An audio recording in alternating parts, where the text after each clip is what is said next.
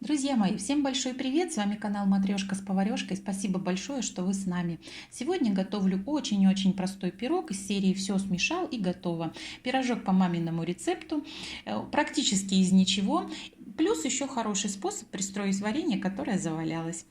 В миску кладу 1 стакан варенья, абсолютно любого. У меня яблочное сегодня. К варенью добавляю 1 чайную ложку соды, целую ложку, и все это хорошо перемешиваю. И здесь начинается такая магия. Сода, взаимодействуя с вареньем, начинает так как пениться слегка, цвет меняется у варенья. Но вы не пугайтесь, так все и должно быть. В общем, слегка перемешали, отставляем пока в сторону. Сами в это время просеиваем 2,5 стакана пшеничной муки высшего сорта. Стакан такой же, точнее у меня кружка, каким я отмеряла варенье. Затем к варенью добавляю полстакана сахарного песка, такого же стакана, 2 яйца и такой же стакан кефира. Кефир может быть любой жирности. У меня сегодня 2,5% кефир. Все это слегка перебиваем венчиком. Ничего тут месить не надо, буквально, чтобы яйца разбились. А затем за 2-3 приема добавляем муку просеянную.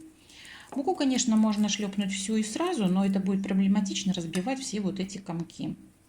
Ну и, конечно, наверное, многие спросят, вот стакан, кружка, а стаканы разные, какой стакан? Ребята, да любой стакан. Вы, главное, все измеряйте одним стаканом, вот и все. Все хорошо перемешиваем. И получается тесто такое чуть погуще, чем на шарлотку. Затем беру форму для запекания, смазываю ее растительным маслом. У меня форма в диаметре 24 сантиметра. Перекладываю туда все тесто. Кстати, форму можно смазать и сливочным маслом, но тогда поверх сливочного масла надо будет присыпать либо манкой, либо мукой или панировочными сухарями. Ну и на растительном масле все прекрасно. Тем более, если форма с антипригарным покрытием, то вообще без проблем.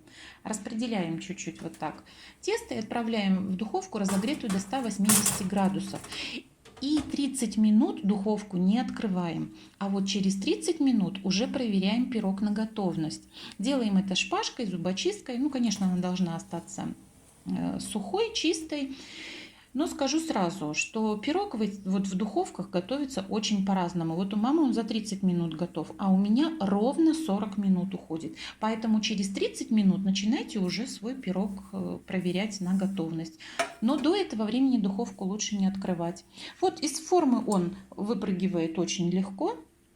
Даем ему чуть-чуть остыть, затем можно присыпать при желании сверху сахарной пудрой. Можно и так оставить, а можно заморочиться, сделать какую-нибудь глазурь. Сейчас я вам его разрежу, покажу, какой он получается.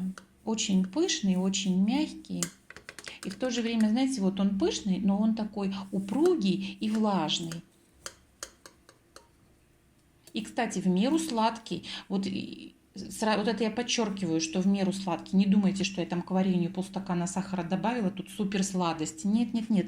Сладости абсолютно в меру. Вот смотрите, вот такой он получается красивый, весь дырчатый. И вот смотрите, какой он получается упругий. Упругий, влажный и в меру сладкий. Друзья, я желаю всем приятного чаепития. Спасибо, что досмотрели. С вами была Матрешка с поварешкой. Всем здоровья и удачи. Пока-пока.